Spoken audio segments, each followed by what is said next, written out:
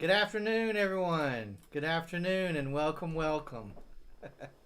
My name is Alex. If you haven't been in one of my classes before, let me introduce myself. My name is Alex Cooper. I teach the computer classes for the Columbia County Library in Evans, Georgia, and the Harlem Library, and also the Uchi Creek, now Grovetown Library. And of course, we're at home staying safe and everything, so we're doing all our classes virtually. So, very glad that you're here joining us today.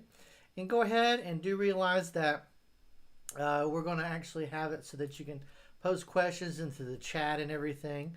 So, definitely feel free to kind of post any questions into the chat. Do realize there is a little bit of a delay. So, the biggest question I usually start with is, how can I help? Okay. So, if you have any questions about our topic, definitely feel free to ask any questions. And how can I help? Have you used Unity before? Have you tried to use Unity, tried to install Unity, had an issue with it, wanted to learn a little bit more past doing Scratch stuff, wanted to get a little bit more into making kind of a full-fledged animation or a game or something? So that's kind of what we're going to cover today. I'm still kind of a beginner with Unity as well, but I did see a easy tutorial to do on the Raspberry Pi website, so I thought we could have a class about it. And we'll just kind of do a step-by-step of what's listed on there. And hopefully what'll happen is you can actually have it on your computer or have it installed on your computer. And then you can kind of follow along. Let me move the microphone a little bit closer there. That might be a little better. So you can follow along with me, and we'll actually kind of learn together. How about that?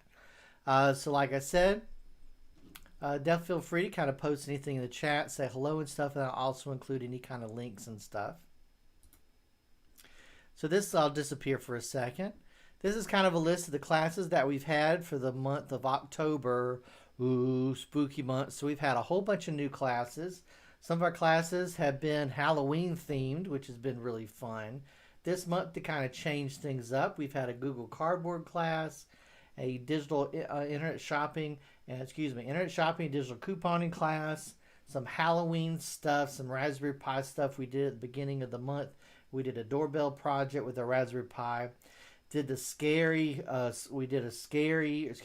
spooky scratch basics. Let's make a spooky card and dance party.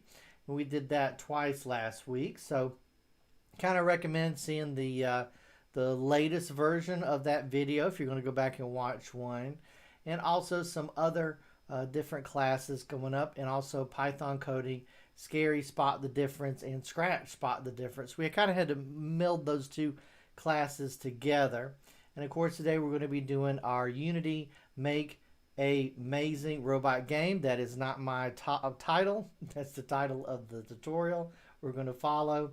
And then tomorrow on the 28th we're going to be doing our Spot the Difference prank, little programming again. We'll be doing that in Python and also in Scratch, because the Python one has a little bit of issues with it, but I'm still trying to figure out all the bugs in it as well. And then we're going to be doing tomorrow afternoon a Raspberry Pi project, how to make a sound trap. Maybe this is something that you could make for little trick-or-treaters to step on and make some kind of fun sounds or something. Similar to one that you could get at the store, but this one you could, of course, program your own sounds and stuff. It's similar to the Whoopee Cushion project with our Raspberry Pi. And then the morning of the 29th, I'm actually going to be doing a gadget help and Zoom with Alex. So if you have issues with a laptop, a cell phone or something, just need some help, I'll be available on Zoom. Call into the Grovetown Library to sign up times and everything. It's 11 to 1 o'clock, and we'll be doing 30-minute spots. So just contact them, and they'll give you they'll set up the schedule, and they'll give you the right times and everything. On Thursday afternoon, we're going to be finishing up our Halloween stuff. Of course, Halloween is coming up very soon this weekend. Woo! Scratch Basics, let's make a spooky game is what we'll be doing. We'll be doing like a ghost game with our Scratch. But of course, today we'll be working on Unity a little bit. Got two just quick announcements here. One of them is that our library, as of October 1st, has switched over to Libby. So if you're trying to get to your ebooks or digital audiobooks, do realize that we've switched over from RB Digital to Libby. All you need to do is download the Libby app. That's on the Google Store and the App Store and the Play Store. And all you need to do is not search for Columbia County, don't search for Harlem, don't search for Grovetown, search for Greater Clarksville Regional Library System, and then choose Georgia download destination and enter your library card number. And then it should be logged in. You can access even more audiobooks and ebooks than we had before. Our libraries are open with limited services and hours. Curbside holds pickup is available, and you can go to gchrl.org for details or call the library with questions Monday through Friday, 10 a.m. to 5 p.m. Don't forget to like us on Facebook and subscribe to our YouTube channel. We're actually having a subscribe-a-thon. And one of the things is, if we can get 100 subscribers on our YouTube channel, we can get our own customized YouTube address. Or just search YouTube for GCHRL videos and we will pop right up. So let's go ahead back here. So this class kind of came about of one of the ideas is that I wanted to do something like a Unity class. Of course, we do Python, Raspberry Pi classes. We do Scratch classes, animation classes, do Scratch game classes as well, and just kind of having fun and just kind of pushing and into a little bit more of a development. And this also, the big thing about this is learning about coding, programming, all kinds of stuff. Just trying to make it focus on fun kind of stuff to do. Okay, so this is a little bit of a new step out for us. And one of the things is hopefully we'll be able to continue doing some of these the Unity classes and stuff when we're back at our library. So one of the things is we're going to be going to the website. Give me a second here.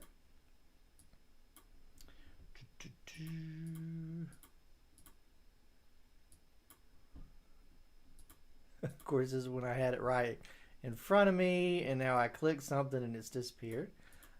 Let's see. There it is. Okay. So this is our actual address here to the class we're going to be doing. All right. So the big thing with this is I'm going to go ahead and pull this open.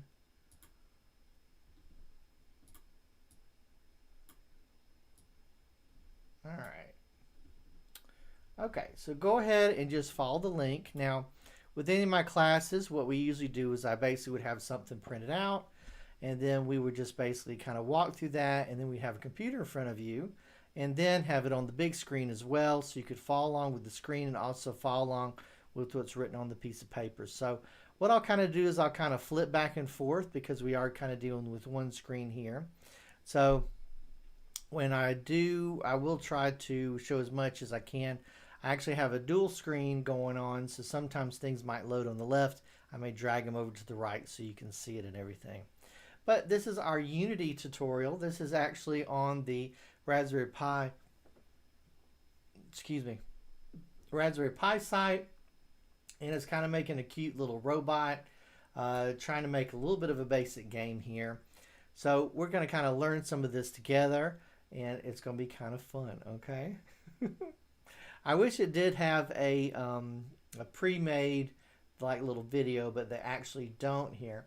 So it says, in this project, you'll make your first game with Unity, a professional game development platform. What you will make, you're going to build a simple video game with a robot, a ball, and a maze. And you'll learn the tools you can use to make games bigger and more awesome.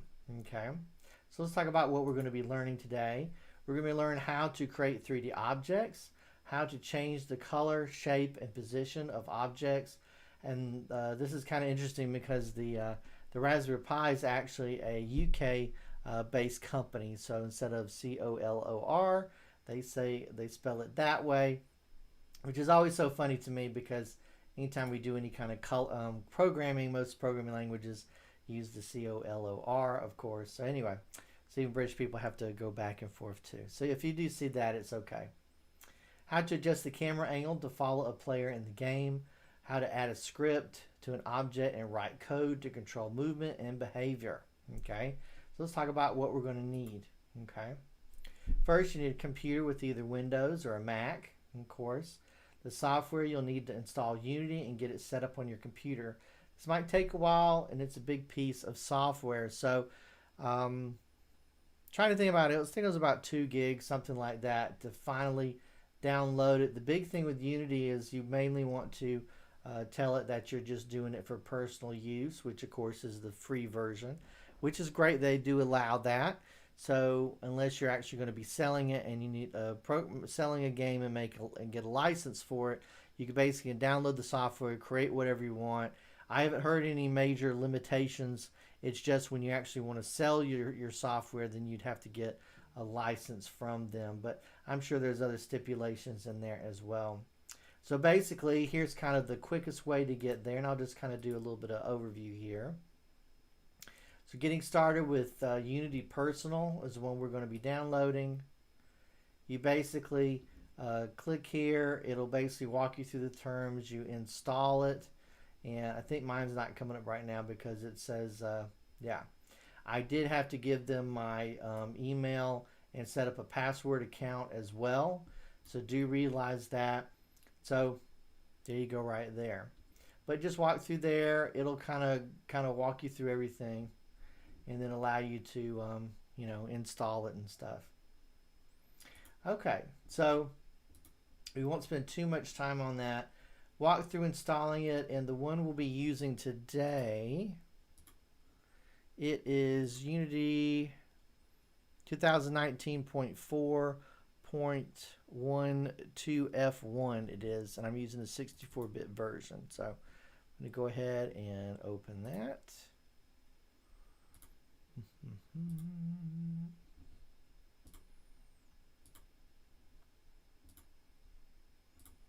And I have cleared out my previous project, so that it should look all blank and everything. So we'll be kind of going through the whole thing together. Okay.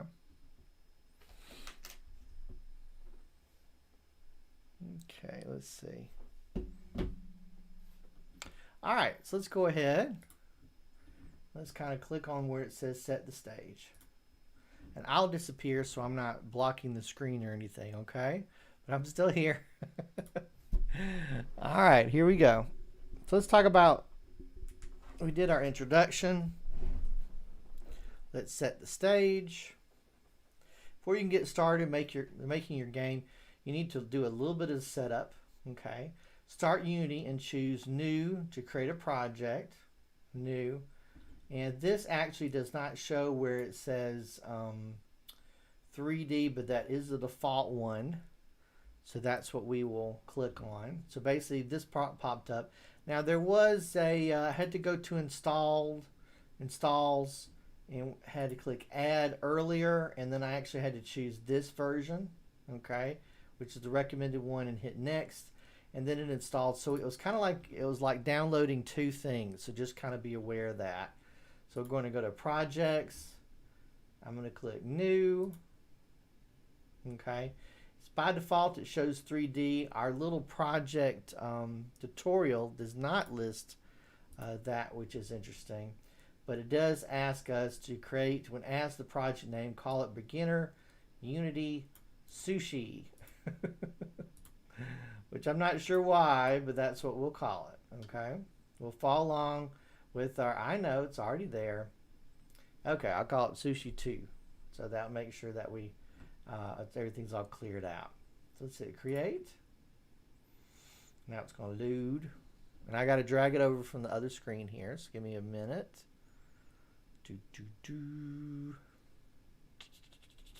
All right, we'll go back to our tutorial while that's loading. Okay. Yeah, it's still loading on the other screen, so yeah, I can't drag it over. Anyway, so we're going to click our project. Basically, we'll get this main window that's going to pop up like this. And I did find,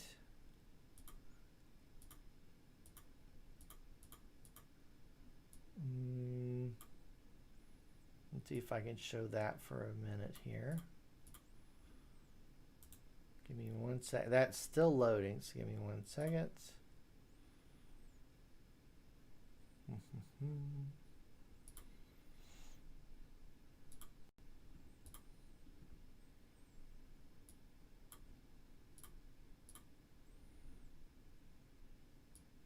So basically just have a little bit of a handout that I've created. It's basically from the Unity manual. Okay.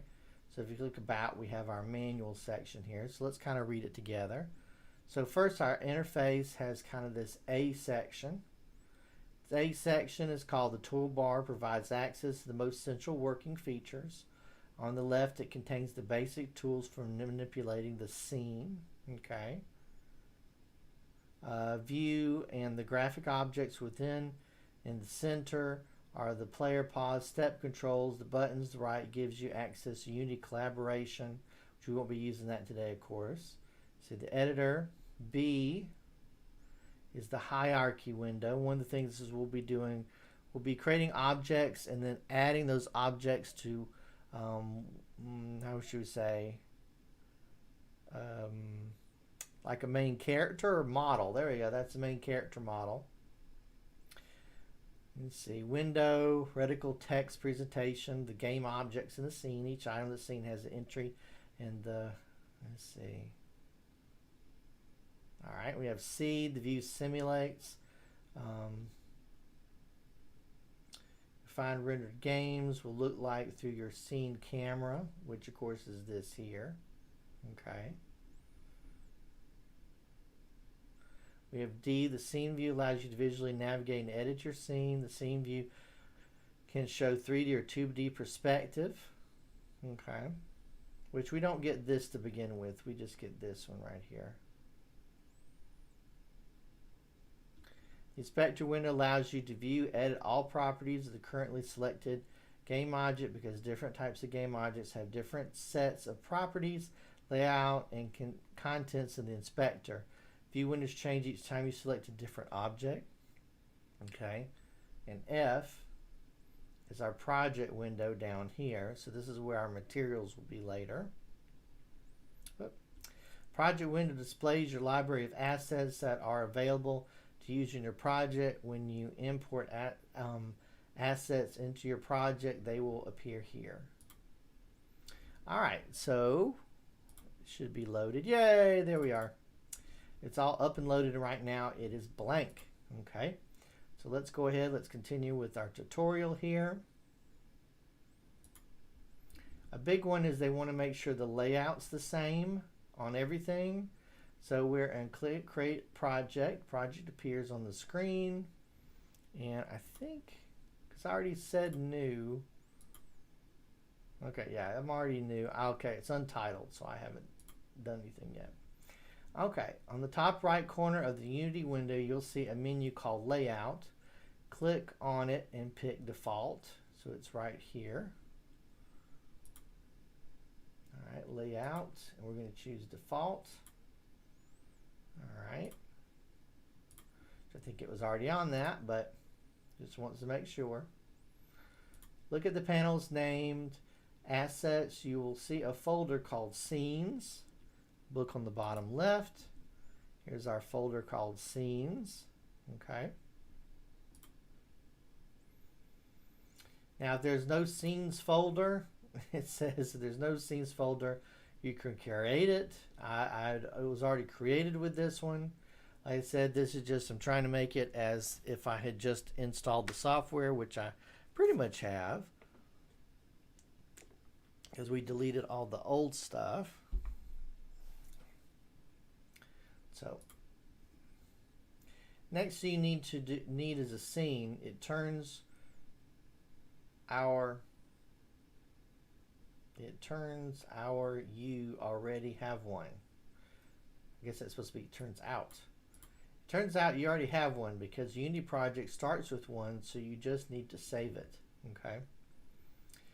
Go to the top menu and choose File, Save Scene. You'll need to give the scene a name and choose a location to save it and call it Maze Robot Begins. So I'm going to copy that and save it in the Scenes folder that's inside Assets folder. Let's go up here. Let's click File, Save As. We're in the Scenes folder, and let's call it Maze Robot Begins. Save. So there's our new project right there. Talking about saving our work. Remember to save regularly as you go along so that you don't accidentally lose all the hard work. To save, click File, Save Scenes. I don't think it says Save Scenes. I think maybe it just says Save As right there. This whole project, but it says Open Scenes, which is interesting. Maybe a little bit later version than what we have there. So let's go ahead and let's make our cute little robot. Time to make your first object.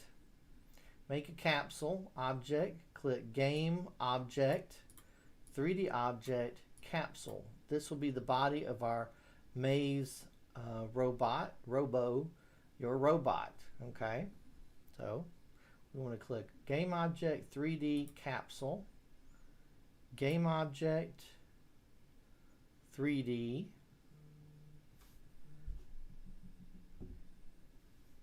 and we want Capsule.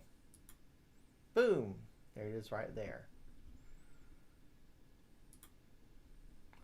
select the capsule to click on it. Now, the easiest way to select one of these is actually on the left side. We'll click the name. Select the capsule by clicking on it. On the right, you should see loads of options and menus. This is called the inspector, and is where you set up most of the objects. Let me see if I can make this zoom in a little bit here. I don't want it to put it out of whack there, I guess. Let's see. On the right, you should see loads of options and menus called inspectors. This is where to set up most objects in your game. So the easiest way to actually select something is to click over here on the left side. Okay. Now, with my mouse, I can actually zoom in by doing the scroll wheel. Okay. So I'm actually going to do that. So I'm going to do scroll wheel in to look at our little capsule. Okay. So here's our inspector up here. This is what we were talking about, all our different options. You can rename an object by typing a new name in at the top of the inspector. Change the name of the capsule to Maze Robot. Okay. So it's called capsule right now. So we'll paste in there Maze Robot. Now it's called Maze Robot. Doesn't look like much of a robot right now, does it? Next, to be sure that Maze Robot is right in the middle of the game world, look at the Transform section of the inspector. Click on the cog icon and choose Reset. Transform the little cog. I think the cog has actually changed a little bit. But okay, so it says transform, and now it's like 3 dots instead of a cog. And we click reset. Okay.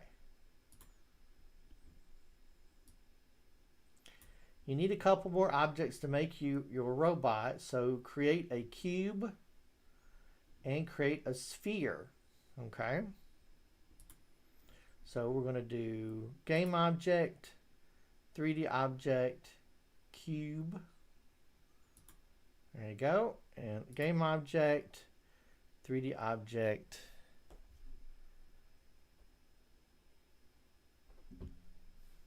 and sphere. There we go.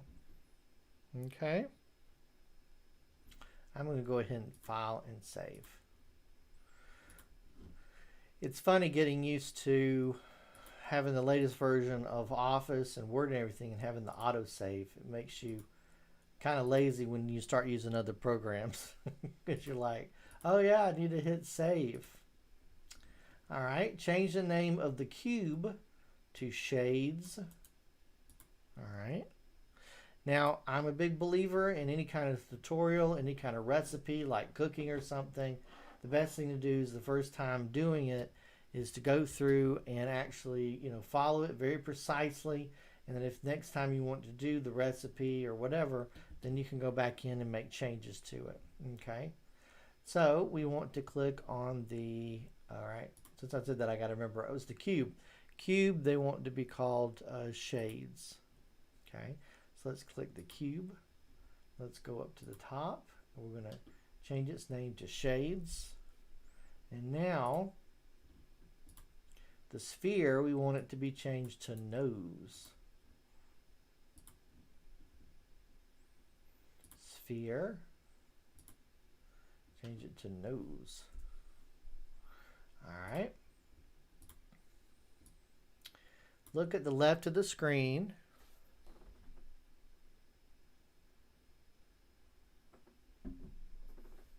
Look to the left of the screen, you should see a list of objects in your game, including Maze Robot, Shades, see?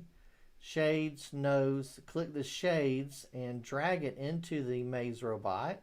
Then drag Nose into the Maze Robot just so that they'll be connected, okay? So we want to grab Shades, and I'm going to drag and drop. So I'm going to drag him right on top of it, and you'll see that little arrow, and then boom, it's going to be in the same object, okay? So now it knows it's part of the same model. Okay. And it allows you to collapse this, and now those are all one thing. So when I click Maze Robot, it chooses all of the shapes. Okay.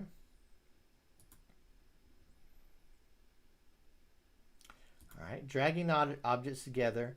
This puts the shades and nose object inside the Maze Robot object, so when they move together. Put objects inside other objects lets you build up complex objects like a game character for simple ones like cubes, spheres, and capsules, etc. So just remember, any kind of 3D model, a lot of folks will actually start with just easy shapes, spheres. I don't know. That actually gives me a neat idea. Maybe during December, maybe we could do a snowman or something. Class with the snowman character, maybe. We'll see. Now select the Shapes object and look in the Inspector's Transform section. Okay. You will see a set of 3 coordinates, X, Y, and Z, that control the object's position. So let's look at that. So let's click Shades. So Shades, we want to go to one of these. If I remember, it was a little bit lower. There it is, Transform. Okay, something later that'll appear down here. Transform, there's Position, there's Rotation. You can also see Scale. And already we've gotten a little bit of help. So if we hover over any of these, it'll say something. Position is the location position of this game object relative to the parent. Rotation, the local rotation of this game object relative to the parent. Scale. Okay, I guess because they are now connected in the same model, I guess they're using the term parent. Okay, so transform, we want to go to the coordinates and control the object's position. Try change each of the coordinates value to see which direction they control. Try putting a minus in front of some of the numbers to finally see them in the right values. Okay, so we're going to be changing the position. Okay. So right now it's 0, 0, 0. But if I went in here and let's say I added a 1, we can see that the cube is moving around, don't we? Okay. So if I put 40, it's going to move out of our viewpoint, so I'm not going to do that. So there's 1. Put that back to 0. And if I put in a minus 1, you'll see it actually moves it in the opposite direction. Okay. But what numbers do we want it to really be? We want it to be 0, 0.64, and 0.62. All right. So 0, 0.64, and 0.62. Okay.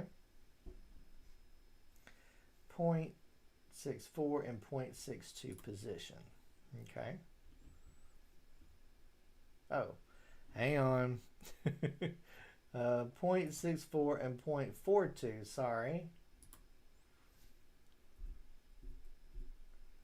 If you don't have it right in front of you, sometimes it doesn't work out. All right, so let's see. Do the same for the nose, settings like this. Okay, so that was shades. Now we're going to do nose. Okay, so our nose is going to be 0, 0.5, 0.5. All right, so let's click nose. All right, 0,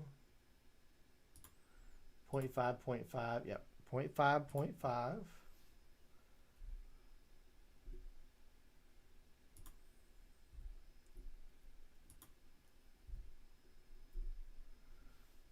All right, I'm going to hit save.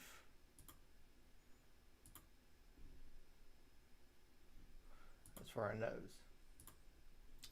All right, now This doesn't quite look like anything yet, does it?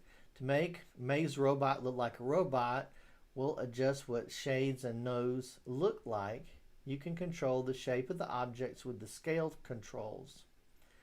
Staying in the inspector, look at the scale controls for shades. Set its scale to these values. So let's look at shades. Shades. And the scale value, which means its size. Okay. And we want to change it to 0.64, 16, 16. 0.64, 16, 16. Oh.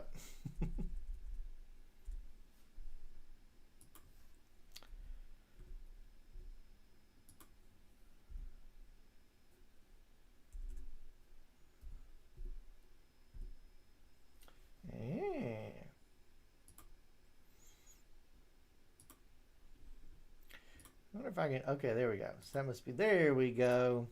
If I go over here, this is kind of like Photoshop where you can hide something from the screen. So look, now he looks like he has sunglasses on. All right. Now let's go to nose and say 0.16, 0.16, 0.16. All right, so nose.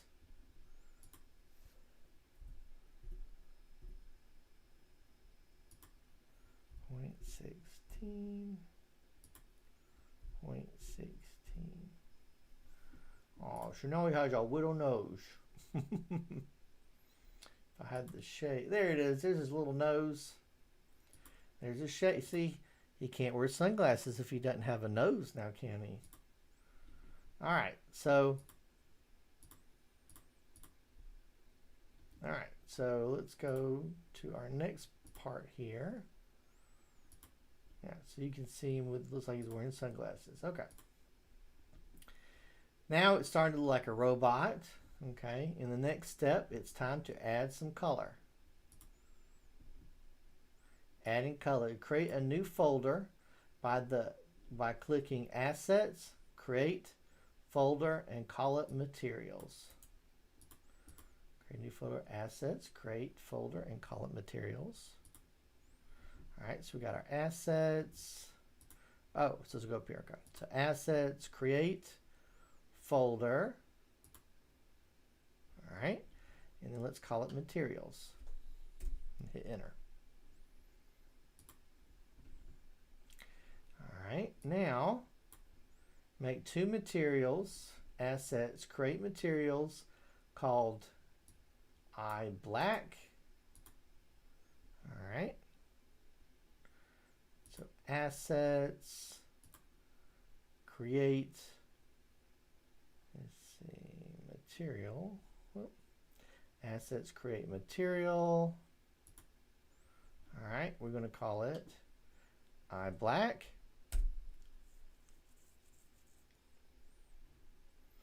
All right, same thing. And then we'll call the next one Nose Red. Materials, assets, create material, iBlack, and Nose Red. So assets, create material. We're going to call it Nose Red. All right. Hit File, Save. Okay. The two new materials should be in the materials folder you just made inside the project. Pane at the bottom screen. If you are not there, drag them into the materials folder, place them inside. Okay, so let's make sure. Yep, we're in the materials folder. Renaming things. You can change the names of a material or a folder by right-clicking it and then selecting Rename. You can set the color of a material by changing, I guess it's albedo or albedo, something like that. Value in the inspector. Click on the rectangle next to the dropper icon, which is the rectangle here, and a color picker should open up. Okay. So make I black albedo value black. All right. So if I choose I black and the albedo, I'm sure that that means something, but here it is right here. If I hover, will it let me know? I don't know. It's just about the transparency. I'm going to click here and let's just make it black. All right, so I'm just going to drag my color palette down here. You'll see that it's black. It's making the ball black, and that looks good. All right, let's click nose red. Click there and let's make it red. There we go.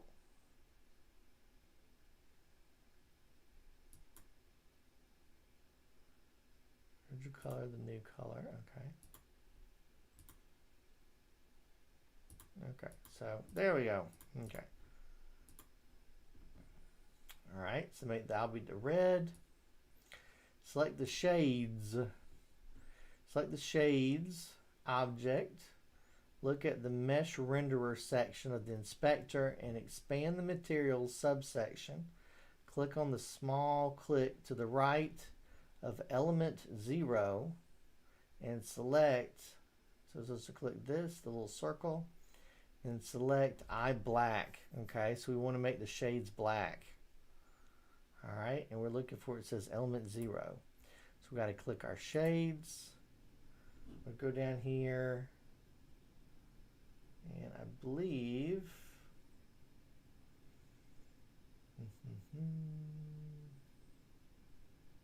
all right, I'm going to read that again. Shades at the mesh renderer section of the inspector. Mesh renderer. Mesh renderer. Okay. Element 0. Here it is right here. So we're going to click here and we're going to choose, and it popped up on the far left. So let me drag it over here. We're going to choose the one that says I black.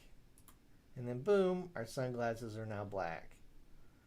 All right, so let's do the same thing. Let me make sure we're doing the same thing. Yep. I black. Now he has shades that are black. Do the same for the nose object you did for the shades object, only now select the red nose material, and now you're giving the maze robot a red nose. Okay. So Mr. Robot, his nose.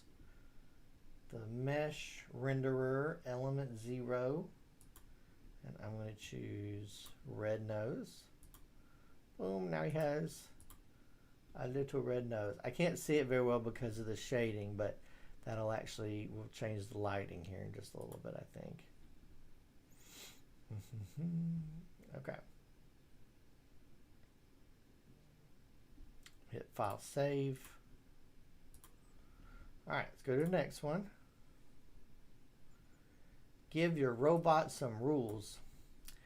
Meg's robot needs a rigid body component so that you can move her about and let her interact with the world. Okay. With Meg's robot selected, click Component Physics Rigid Body. This will let you set rules for how Meg's robot behave in the world. Okay, so component physics rigid body. So I gotta click Maze Robot, component physics rigid body. Okay, and I think that's what it is. So now this is down here, so I had to scroll down. Okay, now let's look and see what they want us to do. You'll now see what you have Maze Robot selected.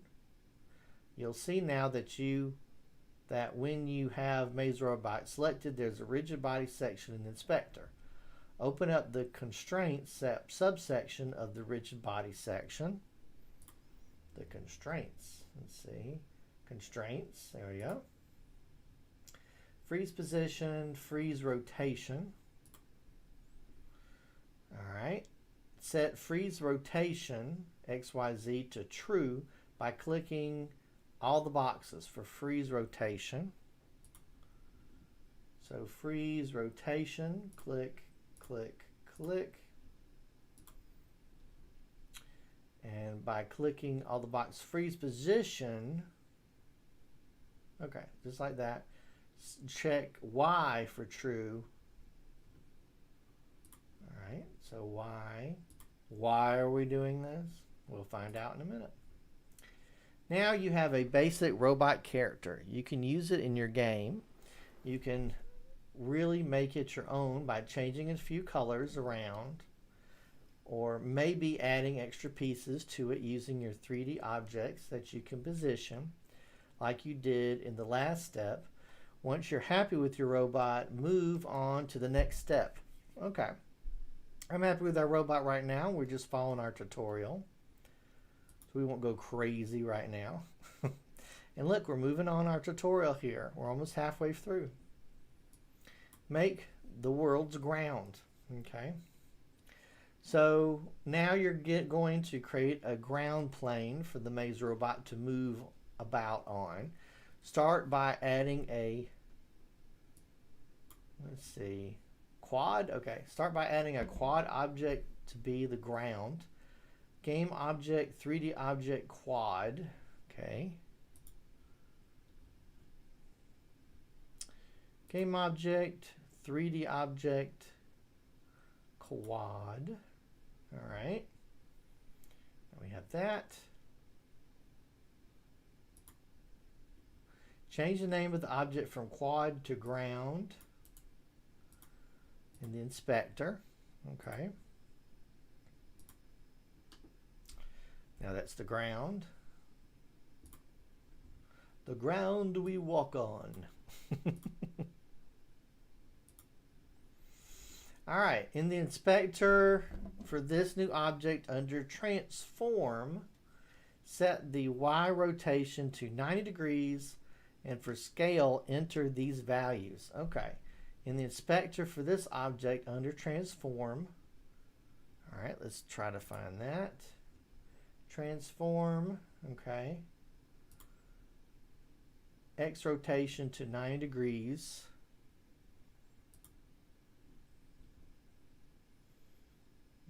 Okay, 90. Now I understand. Okay, so it's turned it.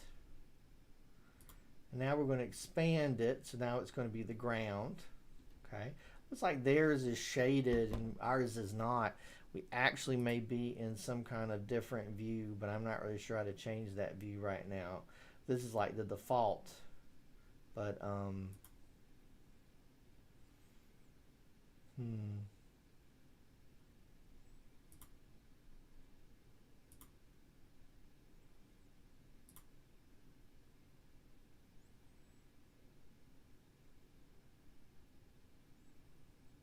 right, we won't mess with that too much. Just leave it where it is. We're just baking the cake for the first time, so we're going to follow the recipe. All right, for the scale, enter these values: 40.96 and Z for 1. So 40.96.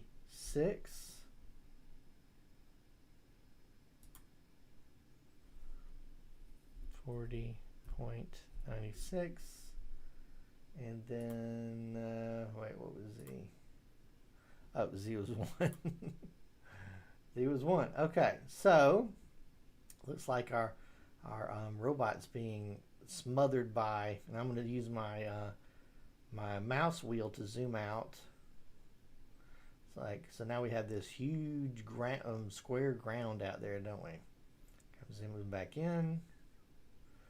It's like he's kind of smothered into falling into the ground. I guess that's a better way of saying that. He's not smothered and covered. All right. Gah! Maze robot stuck halfway in the ground. Let's move her up 1 meter. Okay. Set maze robot, and in the inspector under transform, set the following positional coordinates. Transform position 0, 1, 0. Okay. So let's click the robot, and we want to change our position to 0, 1. There we go. Looks better already. See, there's just shaded. I need to do something. I don't know. Looks okay right now. Okay. Now you'll add a wall to start your maze. We're going to start our maze. All right.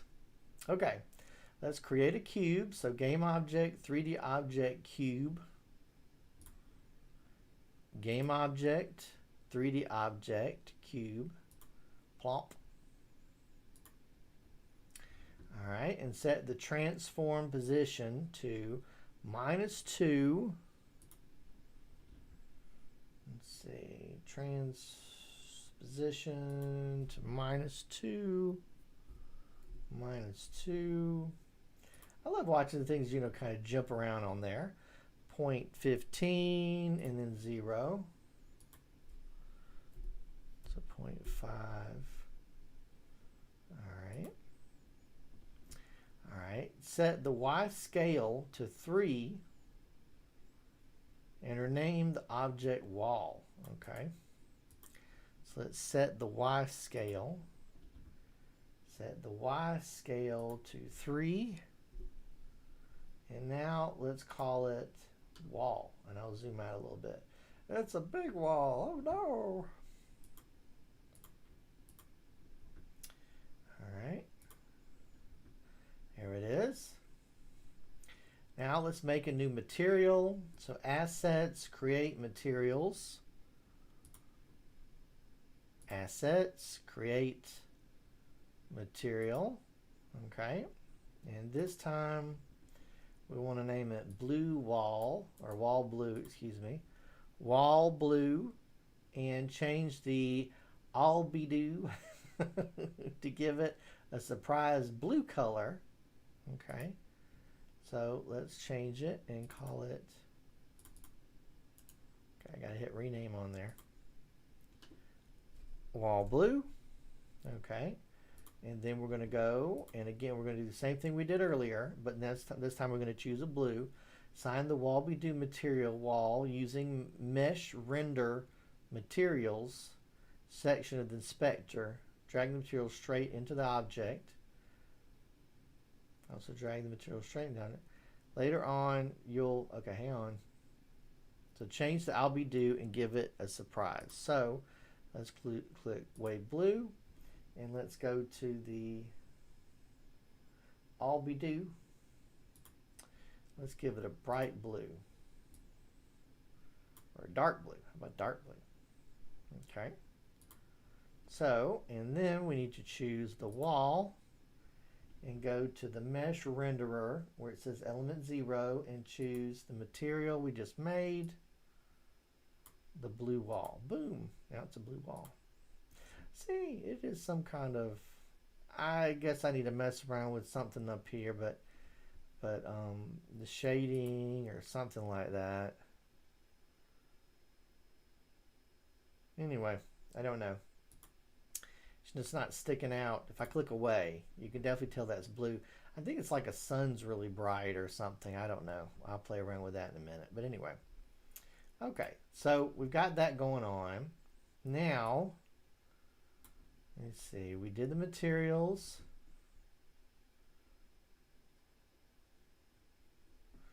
All right. Now later on, you'll turn this wall into a maze for Maze Robot to explore. Okay. Their red nose looks kind of orange, doesn't it? Anyway, all right, make Maze Robot move. Here we go. And look, we're moving along here, moving along. All right, let's make the Maze Robot move. Time to write some code so that the player of your game can control Maze Robot. Go to the project panel and create a new folder. Okay. Assets, create folder. Inside the assets folder, you may need to click the assets folder first. Call the new folder scripts. Okay. Oh, here we go. It's going to get interesting. Okay. So assets, create new folder. And, oh, hang on. we need to go to assets and material scenes. So we should have materials scenes. So we're going to do, seems like I could right click here though. Yeah, but we're gonna stick to our menu. All right, so we're in assets, create folder, and we're going to call it scripts. And I'm going to hit save. I haven't had this software crash on me, but sometimes anytime you do anything complicated like this, you always want to save in case something happens, so we can start right back where we were a second ago. Mac, did you like that? Good, I'm glad.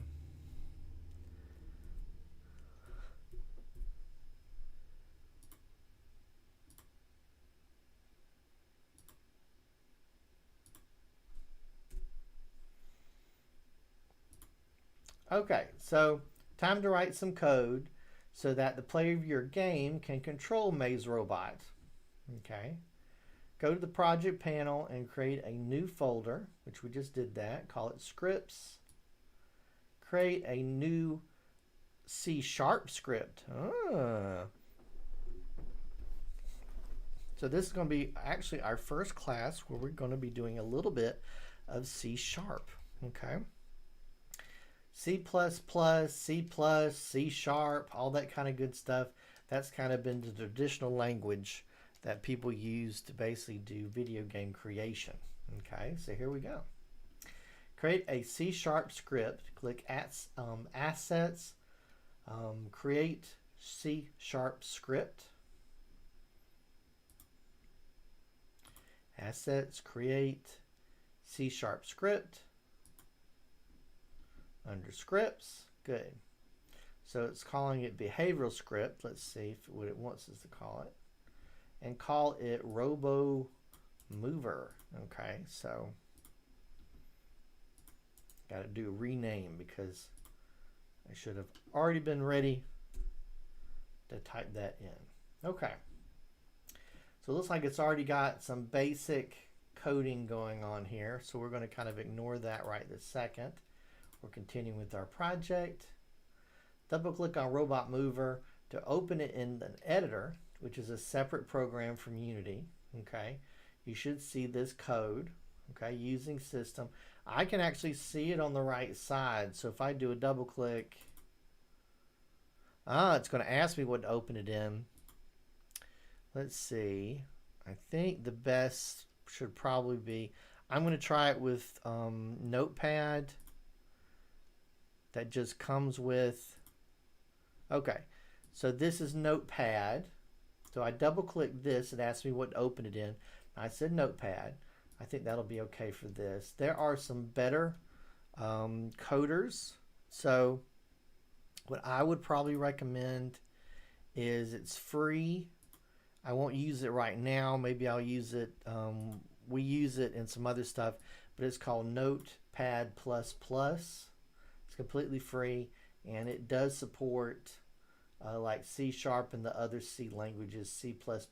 Okay, but I won't use that right now because not everybody may have that. But I would recommend downloading that because it is free. Okay. All right, so we've opened it up. So let's do a little bit of our coding here. Let me get back to our tutorial. You should see the code that looks like this. Yes, it does look like that. Yep, looks like that.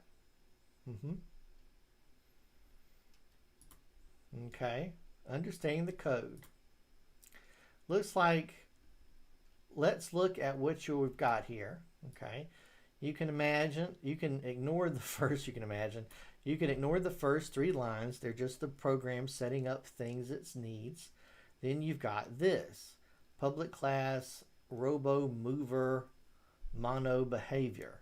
Okay, there it is. And because we named the little robot, this is the start of a class, a blueprint code called Robo Mover. Don't worry about the Mono Behavior bit right now. Everything between the first bracket and the last bracket is inside the Robo Mover class.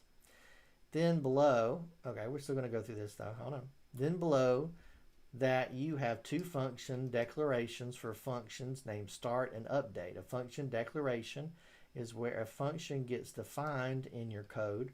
Right now the functions are both empty, and the only difference between them is their names. So let's just look at one quickly.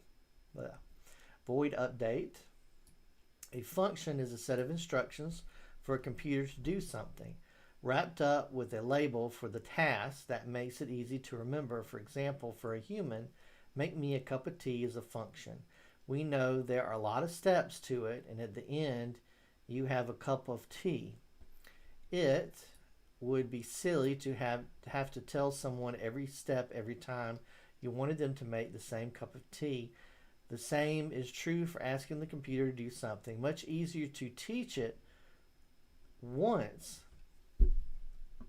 in one place and then get it to do it over and over again just for using the label of the function. Okay. The first word of these the first word in these function, okay, declarations here is void. That shows you that the functions don't return anything. That means that they give nothing back at the end of running. For example, the human function make me a cup of tea returns a cup of tea once all the instructions are done. Add milk doesn't return anything. It just changes the cup of tea that already exists. So add milk would be a void function. Interesting. Next comes the name of the function. That easy label you can use to call the function from everywhere in your code to use it. Notice the round brackets beside the name. They're empty now, but they can be used to pass information from into the function. For example, make a cup of tea, 2 sugars. Okay, so the brackets say are more specific, 2 sugars or an addition. Finally, you have the curly brackets. Everything inside them is a set of instructions the program will follow when the function is called. For make me a cup of tea, that would be like boil water, put water in teapot, add tea bag, and so on. So this has the full instructions in it, okay? And then this shows an addition to as well. Now that you've got some code to work with, it's time to start adding to it. First, you need to add some variables inside the class, but before the function, like this. Public float move speed. So we have our little character is going to have a float speed. Okay. Rigid body. I'm not sure what the RB is. Transform. Not sure. Use this for the initialization void start. Okay. So let's see what the code does. Okay. After this, okay, so I'll go ahead and copy our little code over. Okay. So here's our code, and we want to put it right there. Okay.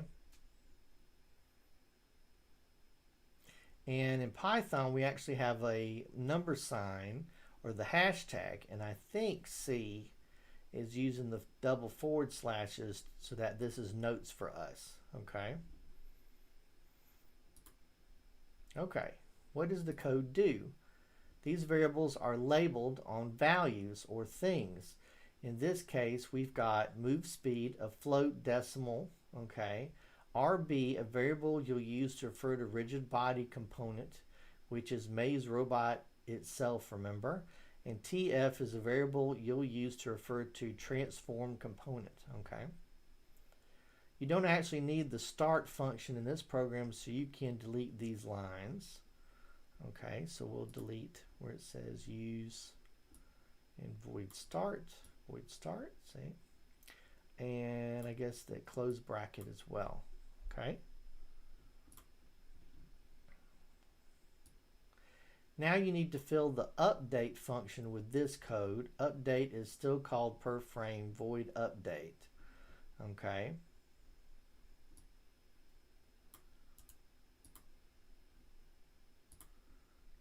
Updates, one call per frame, void update, and I believe that will be all of that. Okay, so this is about the move speed, the delay, and the position. Okay. Horizontal. Okay. What does the new code do? The first line of the function creates desired direction, which is a set of 3 coordinates. 2 of them are taken from input, which is the direction the game receives from the player. The last is the depth of the character, which you're not changing, so it's set to 0.0. You then multiply the desired direction by move speed, the variable you set earlier that controls the speed of which Maze Robo moves. Next, you multiply desired direction again by time, delta time, which is the amount of time since the last time update ran. This measures the direction changes correctly no matter the type of computer your game runs. Okay, find the change position of the rigid body RB, that's Maze Robot, is the amount you'll calculate and store in the desired direction.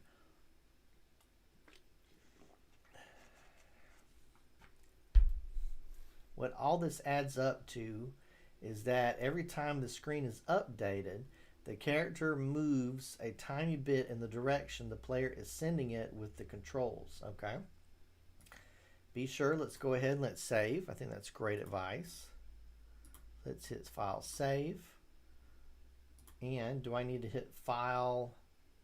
Okay, so I need to hit File, Save on our code. Okay, and I think if we click back, yeah, so now we can actually see that this is the code that we changed. Okay. I'll hit save as well. All right, so go back to Unity. That should do it. You're close to getting the Maze Robot moving now. Back to Unity, drag and drop the Robo Mover script from the scripts folder and into the Maze Robo game object. Okay, so we're going to drag him. Interesting. Okay, so we're going to drag it into. So now that's going to be added. Oh, okay.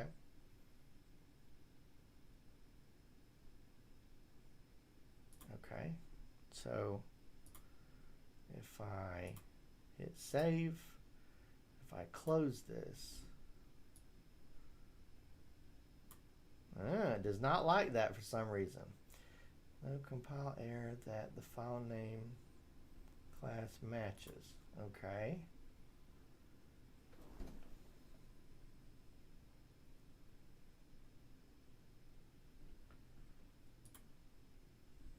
Okay.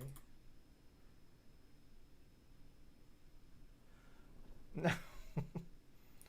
Okay, it just opened it in another program. Hold on.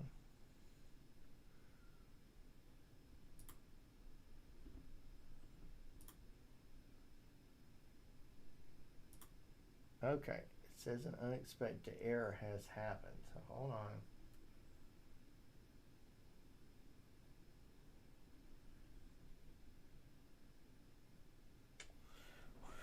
Well, I gotta figure this one out. So give us a minute here.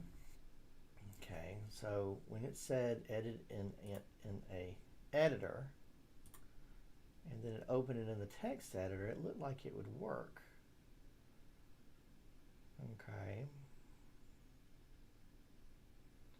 Call it RoboMover. Double click RoboMover to open it in an editor, which is a separate program for Unity. You'll see the code like this. Okay, we did that. We did that. Okay. We added that. Talked about our code. We did save. All right, now let's look and see. All right, so